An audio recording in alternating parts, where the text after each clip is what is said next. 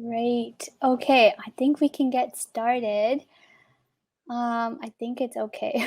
We have the okay from our tech team. Awesome. Welcome, everybody. I am Smiley Corona, the Real Green Sustainability Lead at Creative BC, and I am based in Vancouver, Canada, on the unceded territories of the Musqueam, Squamish, and Tsleil-Waututh Nations. Currently, I am tuning in from Los Angeles, California, which is on the unceded territories of the Tongva Nation. So I'm just going to get right into what Real Green is. I think we have some slides coming up.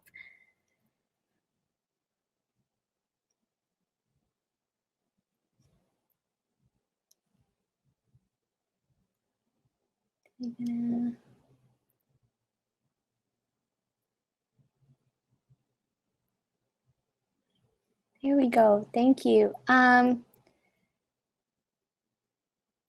you go to the All right, so Real Green is an industry-funded initiative housed at the Provincial Film Commission at Creative BC. So we focus on collaborative efforts to bring the industry, not only in BC, but across Canada, access to tools and training. We have 3 strategic goals, which include industry transformation, which is all about shifting behavior and normalizing sustainable principles. Net zero greenhouse gas emissions, which we focus on reducing our carbon emissions and increasing clean tech and infrastructure. And then circular economy, so just less waste in landfill, which is on the other slide. Can just switch that over, Will. And then we're made up of 22 industry partners who you see here on this slide currently. They consist of studios, labor organizations, vendors, stage sounds, equipment suppliers, and more. These partners invest into our initiative and sit on our advisory committee. And we wouldn't be possible, our whole initiative and everything we're doing wouldn't be possible without these folks. This slide is just a quick, I know it's a little chaotic, it's a lot of stuff, but basically if you ask what does Real Green do, what kind of service do we provide, this is everything from committees to toolkits to supporting productions. We also have an annual fundraiser where we raise funds for our regional parks. We're both provincial and national, and then we constantly are collaborating with our LA partners, our US studios, and international all around the world. And we also provide free training and toolkits as well for anybody to use. So Real Green, why we're here today is we're launching a new training adapted from Albert called Planet Placement, which focuses on-screen climate storytelling and representation of intersectional voices. We're developing a course curriculum that will dive into case studies, film and TV examples, reports, and climate injustice facts, and how all that connects with our storytelling. This course is for all creatives in the industry. So whether you identify yourself as a writer, developer, producer, director, it's something we're hoping would bring you valuable knowledge and insight. Climate narratives begin at the early stage of development, which is why I'm pleased to introduce my amazing line of Canadian talent today to talk planet placement. So Reika Sharma is a Canadian actress of Indo-Fijian descent, best known for her role as Tori Foster on Battlestar Galactica and Ellen Landry on Star Trek Discovery. You can also find her on Netflix's Another Life Season 2 and Showtime's Yellow Jackets. Reika, there you are. And Liz Cairns is an award-winning writer and director from Vancouver, BC, and a graduate of the Director's Lab at the Canadian Film Centre. Liz is currently in prep for her first feature film, Enidia, being produced by Experimental Forest Films, Cethia Films, and Stellar Citizens. The script was shortlisted for the Sundance Screenwriters Lab in 2019 and will go to camera in August of 2022. Liz is also an in-demand production designer working on a wide range of projects. She was the production designer on Never Steady, Never Still, and The Body Remembers When the World Broke Open. She has been nominated for a Canadian Screen Award and won a Leo Award in 2019. Welcome, Liz. Hi, thanks for having me. And last but not least, we have Campos, who's a filmmaker, impact practitioner, and community organizer.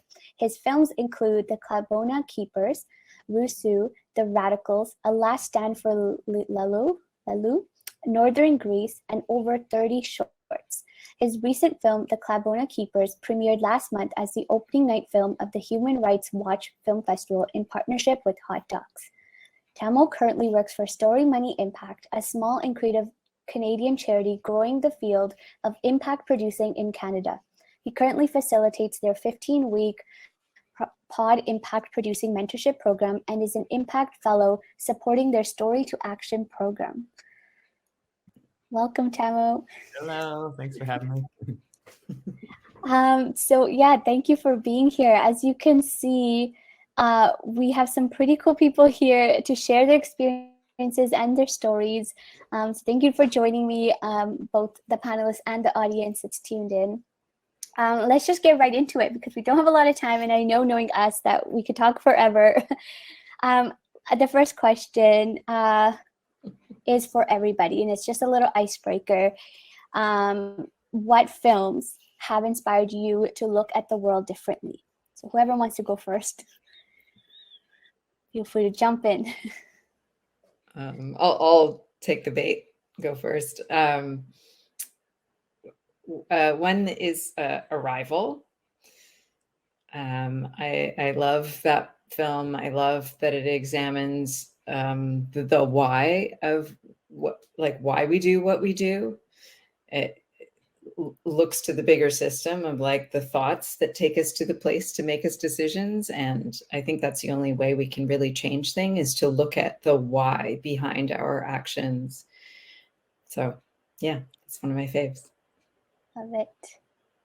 I'll go next. So the film that first comes to mind is The Body Remembers When the World Broke Open. It's actually a film I worked on, and it had the writer and director, co-directors, Elmaya Tailfeathers and Kathleen Hepburn, introduced a paid mentorship program for Indigenous youth on the production, and also had sensitivity training for the larger crew around intimate partner violence and colonization, some of the themes in the film. And so working on that film made me think wow, there's a different way to do things. We don't have to take the existing framework for making films. We can actually be really creative and intentional with the way that we make work. So that changed my relationship to my own work. Love it. Oh, that's really cool. And that's an amazing film, Liz. I really loved watching that movie. So it's cool to know you're a part of that. And yeah, I don't know. I feel like different films have come to me at different times in my life and been really influential. I mean, I think the film The World is Bright was really powerful for me, for just the intersections between immigration and mental health, and just, a film that was made over 10 years with such deep relationships to the participants and between the filmmaker. And I think another one, kind of a recent one that comes to mind, would be maybe The Magnitude of All Things, which really touches on the parallels between climate activism and grief and the loss of loved ones. And, the idea that there can be there's so much despair, grief, and beauty on this planet, and how to navigate that. And I thought it was a really beautiful film for opening up conversations on that. So yeah, there's no shortage of good docs around. No. Yeah, I love that. I've seen I think half the films you mentioned, and the others I'm on my list to watch. So thank you. Those are all great films, and if anyone watching hasn't seen those, I definitely recommend looking those up. So Liz, I have a question for you. You are so interesting. I love talking with you about your experience. And what I learned is that your background experience as a production designer, and now you're writing and directing your first feature film. So I'm curious to know, how has that production design experience influenced your writing process for this upcoming film? Oh yeah, it has a lot. I started making my own short films. I went to film school, and I was doing my own set design for my short films. That's kind of how I started getting interested in production design. And my early work was actually like really visually elaborate, and I was really interested in bright colors and built sets. And then because of doing that on my own work, I started being asked by peers to production design their work, and that sort of started my career as a production designer, which is now I'm about 8 years in. And alongside that, I've been making my own films. And I was telling you before when we were chatting, my work as a production designer has made me very viscerally, like in a firsthand way, have a relationship to the waste of a production. So, at the end of a shoot, I'm responsible for like dismantling sets, for dealing with a large amount of pieces that have been used in the film, and often they've been modified in some way to render them unusable, and having to negotiate like taking them to the landfill, figuring out responsible ways to deal with waste. And honestly, like some of the experiences I've had, I find myself asking time and time again, was this worth it? Like, were the themes and ideas embedded in the work itself enough to justify the cost and the resources expended? And it's a really complicated question, right? And sometimes I don't have the answer, but often I would feel like the work I was engaged in wasn't reflecting my own value system.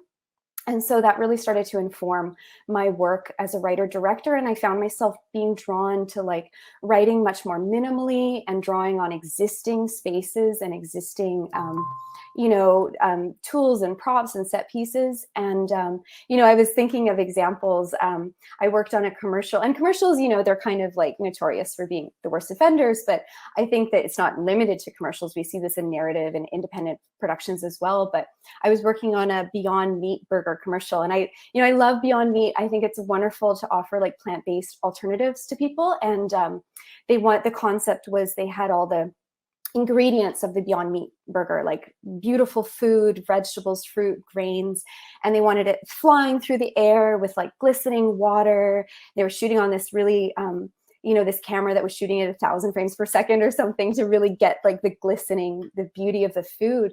And all day long we're like throwing water in the air and throwing food in the air. And at the end of the day, I just sort of looked at this like massacre of the, and thinking, a lot like, was that worth it? Like, I guess it's a complicated question. If people, because of this, make the choice to choose a plant-based diet, that's really wonderful and that has an impact. But was the cost and the waste of the water and the food, was it worth it?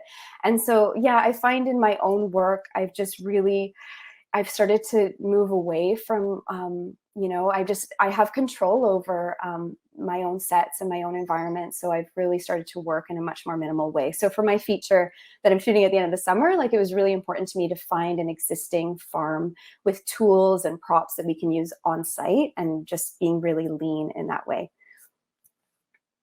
Incredible answer. And I think that's such a good like perspective shift when you're looking at this culture of like being eco-conscious or going plant-based, or the films we're watching.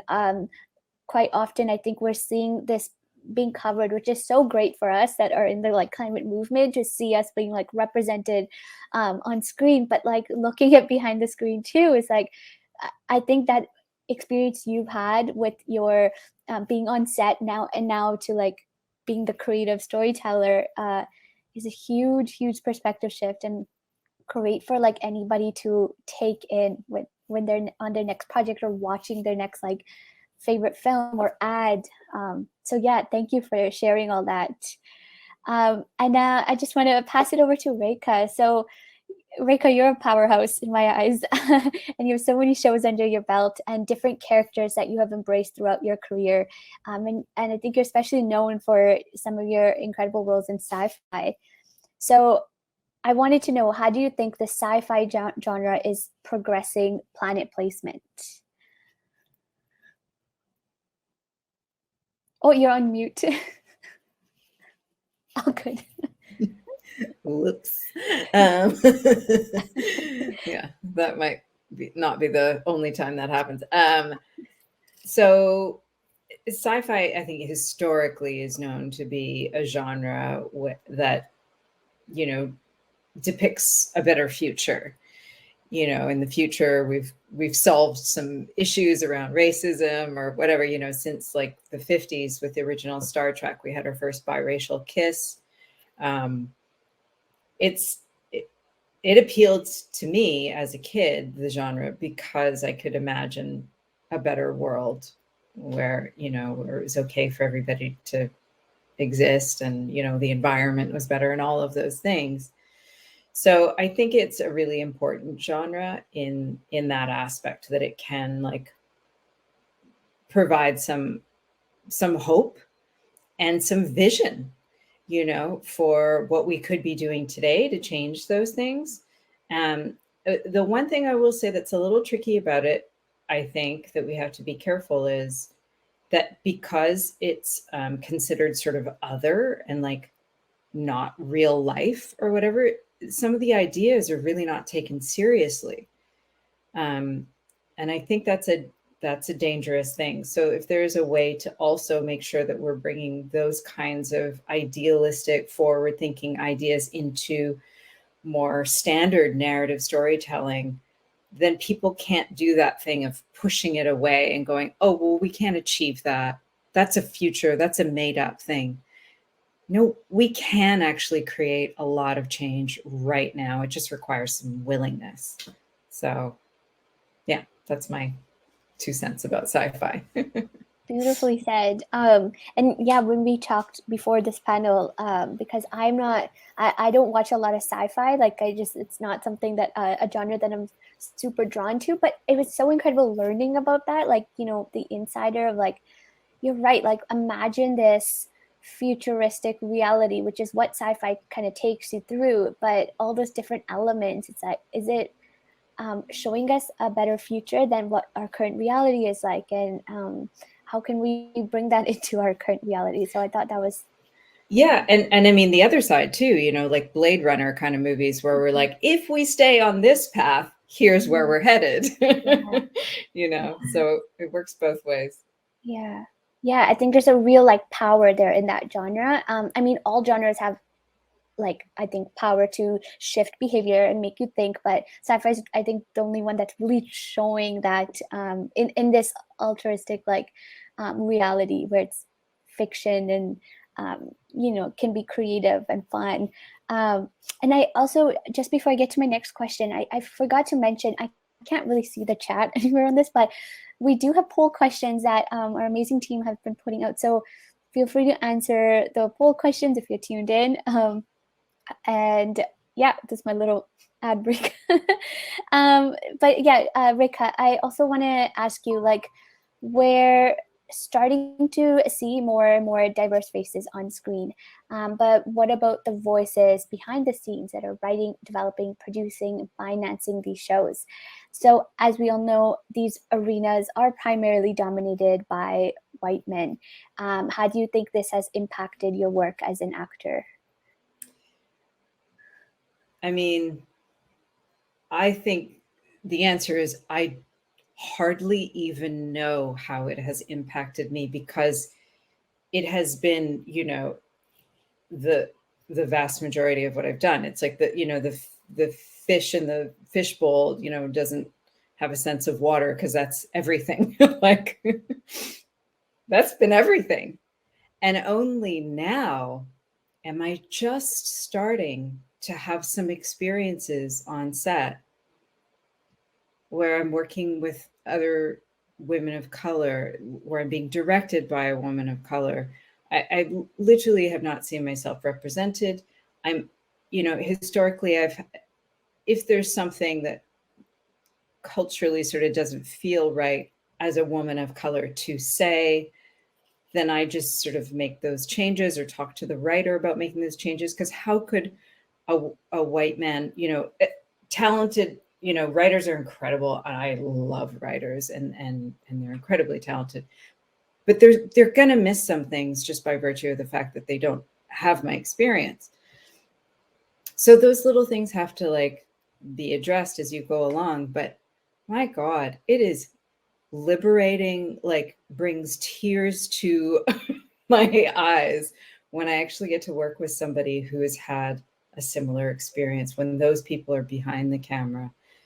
in the writer's room, in, you know, in the directing aspect, even on like on the other side of the camera, just knowing how to like light me. All of those things are just unbelievable. It makes you feel like you belong. And that feeling of safety gives you a feeling, I'll call it love, because I think that's, you know, it's there. And of course, love can be there or not there. It doesn't matter what color your skin is. But when there is that kind of inclusivity and you don't feel like the odd person out, the stories that like there's a life that we can bring to the storytelling that I just don't think we can do otherwise. And I'm excited to think that the future could hold more of that for me and for many other people. We don't even know what kind of storytelling we're capable of until these rooms and these, you know, executive offices and all of those other places start to get more diverse. Yeah. Amen.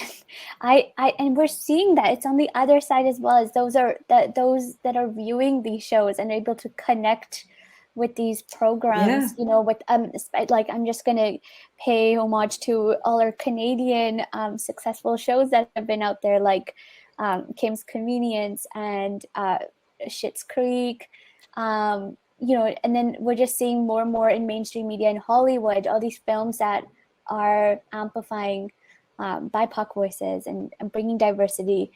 They do well because people resonate with that. So it goes both ways. But I love your like that you shared this experience, because I think not only does it feel like you feel that love, like you mentioned, but I feel like it helps do a better job too when you're in that safe environment.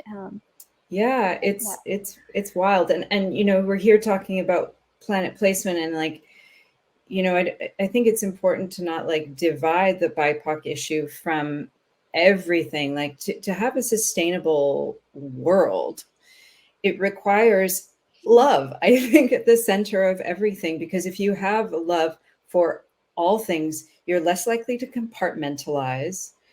And I think that is a disease that our culture has, of compartmentalization. And until you understand like the life cycles of whether it's the plastic bottles that are on set, or how the person of color got to be telling their story, and the you know, there's so much ageism, like all of these different arenas of life, we have to hold more space in our consciousness for all of it. Otherwise, things get chopped. And, you know, Absolutely. Waste, like, okay, it's over there. A bunch of waste is over there, so we can't see it. All the people of color are over there, so we can't see it. No, it's one world. We need all of it. Yeah. I agree wholeheartedly, and that's exactly what we're trying to do with Planet Placement, because it's all interconnected. Like, it's not just about talking about the plastic pollution, but who is that affecting, and the people that's part of that, who are in the writer's room, who's on the screens, the communities we're working with. So it's all one and the same, and which brings me to my next question for Tamo, because it's just a beautiful segue with what you're doing, Tamo. It's just incredible to like learn about everything you've accomplished so far in your career, and continue to do so with all the hats that you wear. So I want to talk about a Story Money Impact, your role there first. What is the gap that you're trying to fill with Story Money Impact programs and values, specifically the Story to Action program? Like, can you share a little bit about that? And then Yeah, for sure. And just like touching on what we just talked about, like I'm so happy to hear this conversation around intersectionality happening, because it's such a vital conversation that has been missing sometimes from the environmental climate movement. And so I just really honor bringing up those points. And I think this, like the program and happening right now with the Hollywood Climate Summit is really embodying that. So just appreciating that work that goes into that. I work for this little organization called Story Money Impact, but I think we pack a punch for a little organization.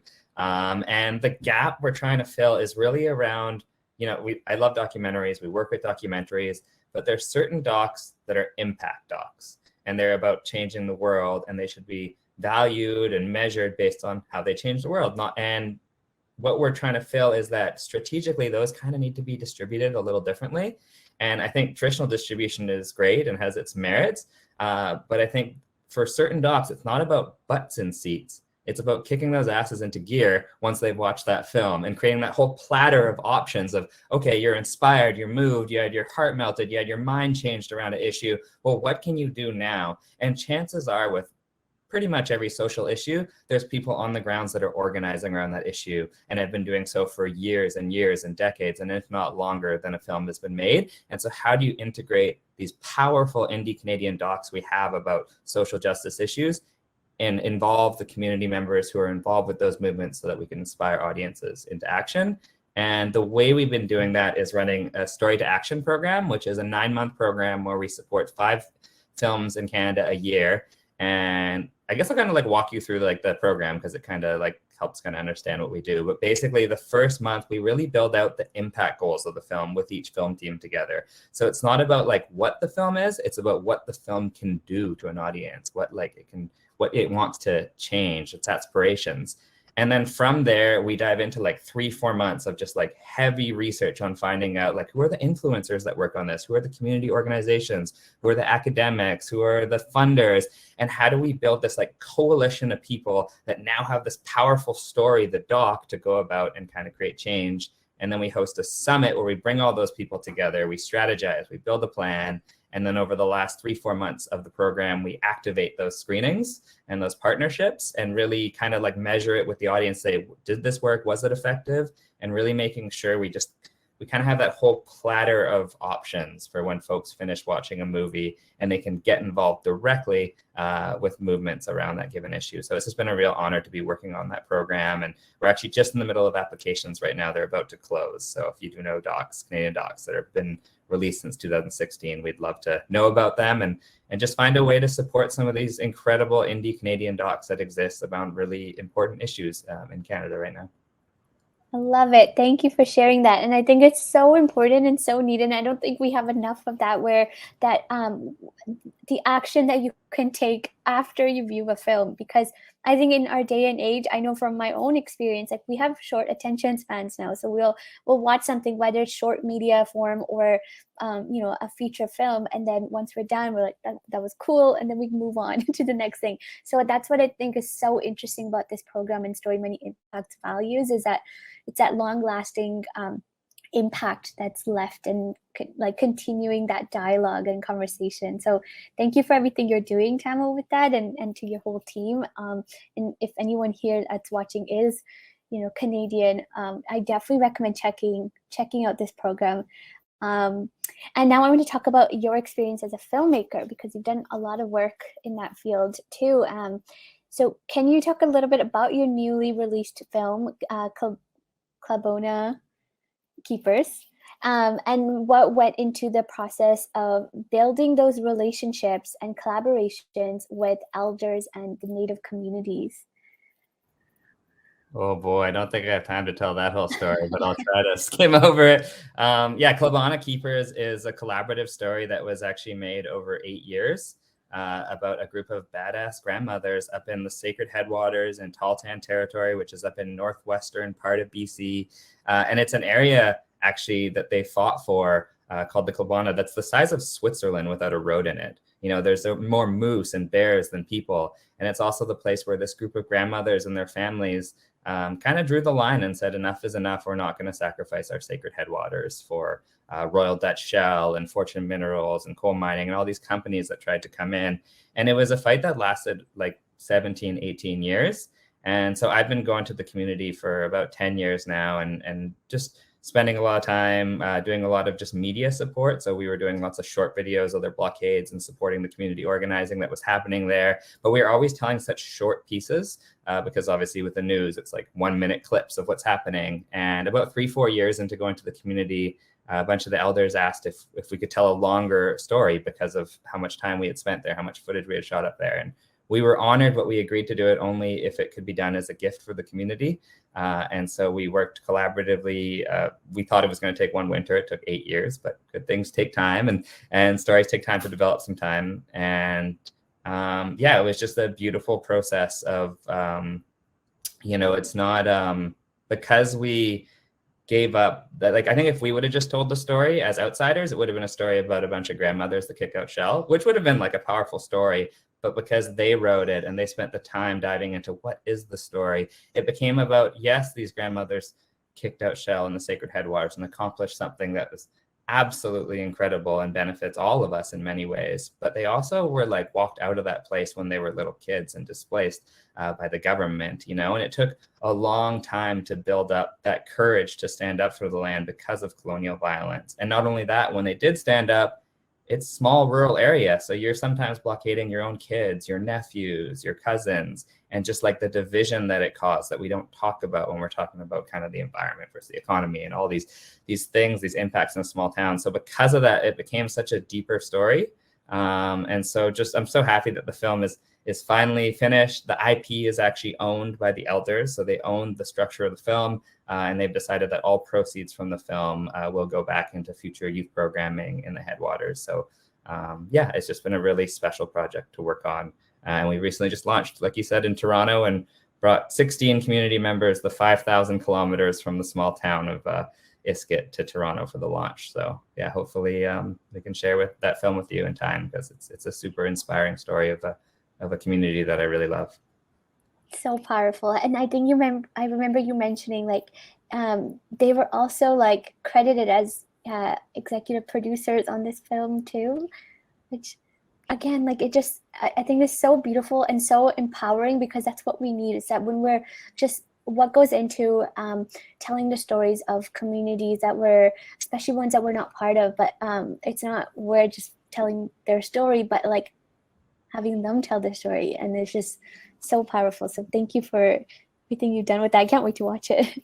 Yeah, I will say just like a quick point on that. Like, it's so vital. Like, doc is like, it's not that long of an art form. It hasn't like existed for that long, and it's come out of like society. Like, it's extractive. It's come out of an extractive history, and so it's so important that we have a more relational structure to making documentaries. Like, these are folks who are sharing their stories, and that's equally as valuable as just holding a camera and writing a script. And so really thinking how, especially with a film like this, that is about a 15-year struggle for the land, who is it who should benefit from a story like that? And we have to be having those type of conversations as creators and artists.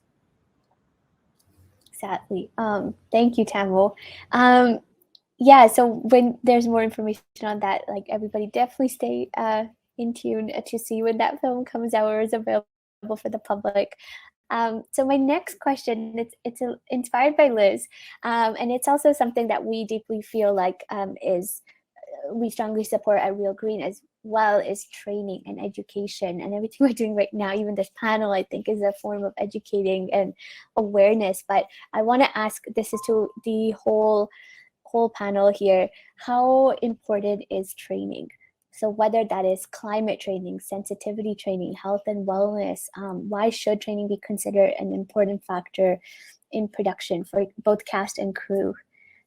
And I don't know if Liz, you want to start first, because I just everything that I know you told me about what you're hoping to do with your film, it definitely inspired my question. Okay. Yeah, I mean, I'm speaking a little bit from a hypothetical perspective. I love hearing what Tamo's been doing with your film, because it's so inspiring, and like these new, more collaborative models of filmmaking. I think like you see a lot of Indigenous filmmakers like leading the charge on that. And I know that I was talking to Smiley a bit about my film, which is like, it's about a young woman who's having a series of mysterious allergies, allergic reactions, and she sort of has a chronic condition, and she becomes radicalized and joins a community of people that claim to live on light. And it sort of goes down the rabbit hole with that belief system, and it's loosely based on my own experiences as a young woman having an eating disorder. And so it just was really important for us. I mean, I think there's still a lot of stigma around eating disorders, and I think there's a relationship, between like food security and food production and like the environment too. Like these are very these things are all interrelated, like Reika was saying. And so we want to, for the crew, adopting a similar model that I saw embodied on The Body Remembers, where we fold the crew and the cast into like the very ethos of the production. So we're hoping on the, one, we're already having conversations with the crew, and it's, setting certain values and priorities for the film itself, which is, we want to have 35% BIPOC crew, and also on-screen representation, and 50% like gender diverse or women on the crew as well. But also, like, kind of like what Reika was saying, you need to also create safe spaces for people to inhabit those roles. So on the first day of production, we're aiming to have like an orientation day where we're going to be shooting in a small rural island community with like a sensitive ecosystem, and we just want to have an orientation for the crew so they can be onboarded, I guess is the kind of a tacky word, but onboarded to the environment we're working in, and doing like an orientation with a CKA Learning Society, the Indigenous organization based on Salt Spring Island, and also a sensitivity workshop around eating disorders, because you don't know what experiences people are bringing to the production, and also you don't know what people don't know about them. So that's something we're really hoping to embody on the production, and we're thinking more about like a crew wellness strategy that's in the works. So how can we support people over the course of a long production with some triggering content? So some ideas we're exploring include like an on-call counselor available to crew. We're also partnering with like local organizations that are involved in like food security and farming, to have workshops for the crew on the weekends, and also doing like yoga workshops. And we have all these ideas, and we're trying to put them into action. But I think one thing that I was talking to Smiley about is like how much planning, you can have certain goals and priorities, but it really needs to start very early, and it also needs to be come from the top. It needs to come from the leadership, the producers, myself, to embody and communicate those values all along the way, and also recognize what is lost, what is sacrificed by prioritizing some things over others, and making those decisions. So yeah, anyway, that's so good. I love it. Thank you, Liz. Reika, Tamo, do you have anything to add from your own perspective? Nothing to add. I just thank you both. It's so wonderful to hear how you're both approaching things in such a mindful, thoughtful way, really putting those ideals that we all hope for into action. I just applaud both of you. I'm so grateful for what you're doing and excited to see your work. That's it. Fangirl moment. Yeah, it was just super appreciated all the things that you're working on behind the scene, Liz. And it does take so much, it takes the right people doing it from behind, and pre-prep and just understanding the value in that. And it's just it's so good to see that being done at this early stage of your film. And I think it's so important that almost be documented too, because we need to set these new norms. And so I appreciate you kind of paving the path of a new foundation of how we could do things with that.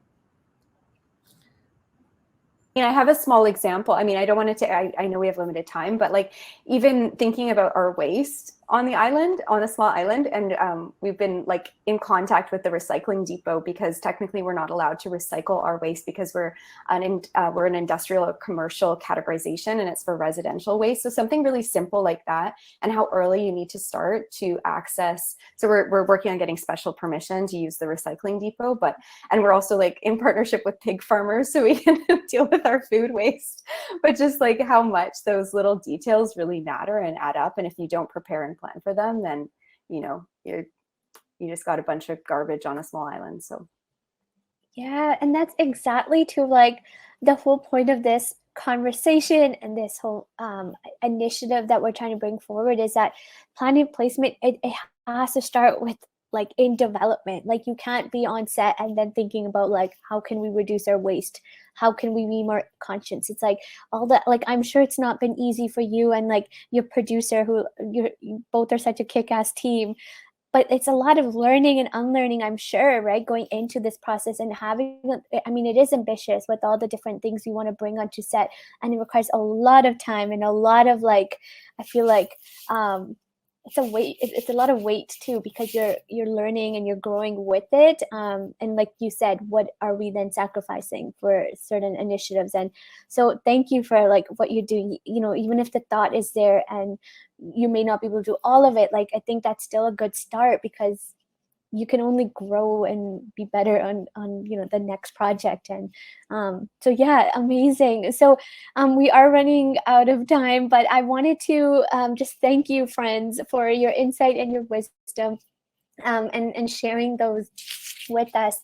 I just want to open it up to our amazing audience for a little live Q&A. If anybody has a question, feel free to turn your camera on and ask this amazing group of talented people yourself.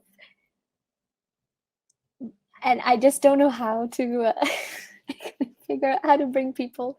If anyone can assist. Oh, there's the amazing Will. But yeah, if anybody, I think you can request turn on your camera, or just turn on your camera. Or if you don't want to be on camera, you can put your questions in the chat, right? Yes. Yeah. I can't see the chat, so I don't know where this chat is. Oh, maybe I can. It's to the side of the screen on mine.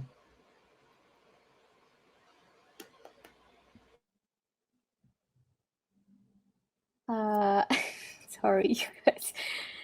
I've got a question for what's Reika working on next? What do you got in the work? I can never talk about what I'm working on.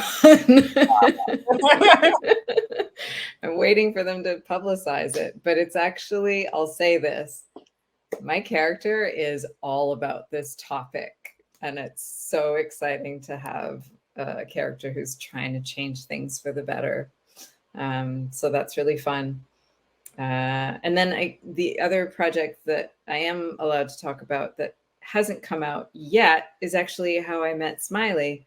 Was working on the Imperfects, which was done in Vancouver, and super cool. I'm excited to see when it comes out, but I'm not sure when that is. Hopefully this fall, maybe. Yeah, the Imperfects, I think it is in post right now, and Yeah. it looks. The teaser is out. It's a Netflix show. The teaser is out, so everyone can go check it out. I found the chat. It took me long enough. Oh, good. In the chat, the Imperfect season 1. It looks so badass. Yeah, we got some amazing questions now that I can see the chat. Noah asked, do you think on-screen sustainability incites sustainable practices on production, or vice versa? Anyone want to speak to that? I do think it helps. I do think it's like people go, wait a second, what are we doing here? I'm guessing Tomo and Liz have more to say on that topic. I mean, I can speak to it. I think, like, from my understanding and my experience working on set, we're often now focusing on what can we do to reduce our carbon footprint on set and reduce, like, and be more sustainable. But then you look on the creative sets and you look at what's being shown on TV, the same set, and sometimes it's like, it's not representing in our storytelling, which is why we're really trying to push the planning placement. That's one of the things, is that how can we now start bringing that and normalizing those practices on screen as well, like recycling or eating more plant-based, or skipping the single-use plastic water bottles. If I still see a show in 2022 with characters using their plastic water bottles, I'm like, what? Like, this is something I'm sure talked about like 10 years ago. So little things like that, if we start normalizing, definitely it makes a huge impact as well, what we're trying to work towards. Yeah. Okay, here's a good question. How is pitching an impact film different than a non-impact film to producers? I don't know, Tamil.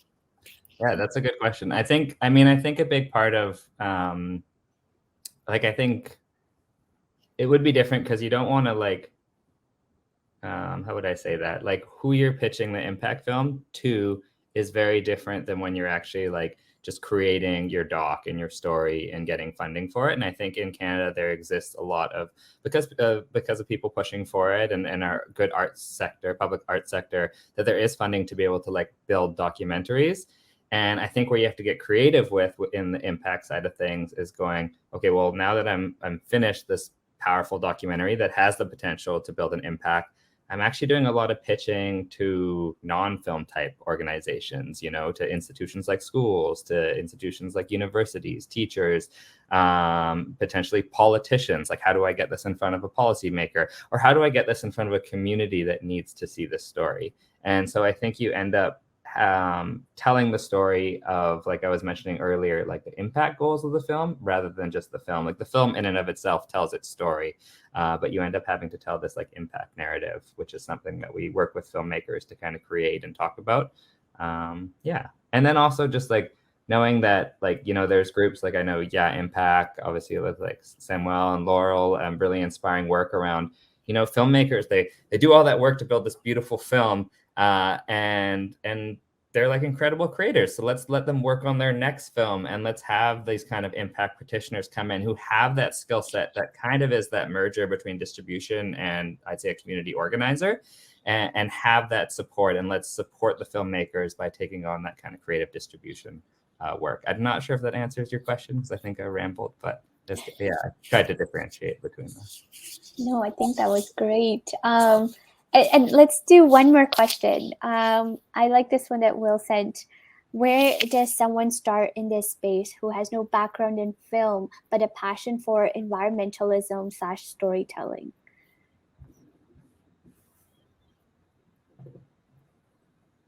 Well, I'm not totally sure if this answered the question, but I don't know if you guys know about the resource Free the Work. It's a really interesting website where creators can go and upload information about their particular production, and it's often centered on intersectionality and also more collaborative models, and it's just you get a lens into how people enacted certain goals or ways of making work. So it's a great resource. Yeah, I would say also just find that's a great point and a great resource to add. And I would just say it's so important to find out what you're passionate about, find out what your skill is, and go look for organizations that are involved with those issues. Chances are there's folks who are working in that field, and especially with something like this theme around climate.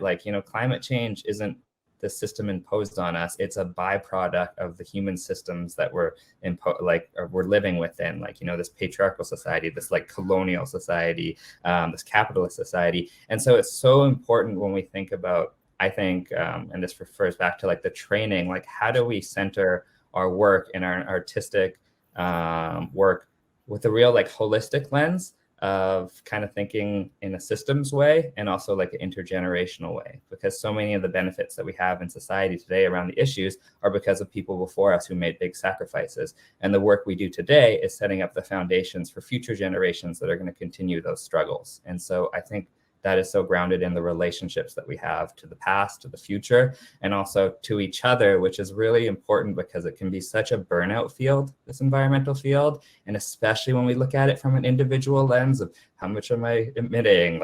Did I use a plastic straw? Whereas it's actually about the relationships we have to each other and the values beneath that, and the relationships we have to Mother Earth that we have to radically transform. And so finding folks who have those radical lens and building that community that we need.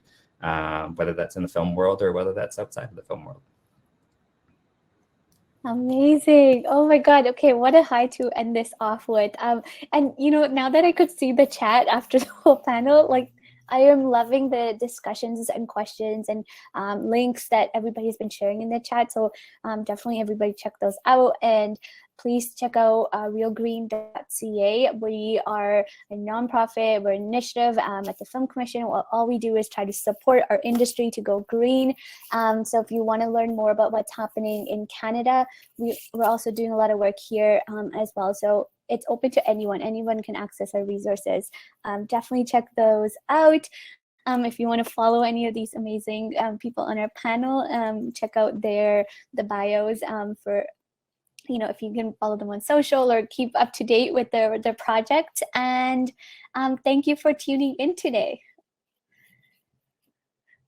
Thank you so much, Smiley, Reika, and Tamo. This was really lovely. Thank you for sharing this space with me today. It was so inspiring. Yeah, thank you all. My heart is full. Keep going. Let's keep going. We're just getting started. Yeah. Yeah, mine as well. It was so wonderful to meet you all, and yeah, excited to connect in the future. And thanks everyone who came out today too. Yeah. Yeah. Thank you all. And thanks for all these awesome links in the chat. I've got a whole bunch of tabs open now. Yeah, me too.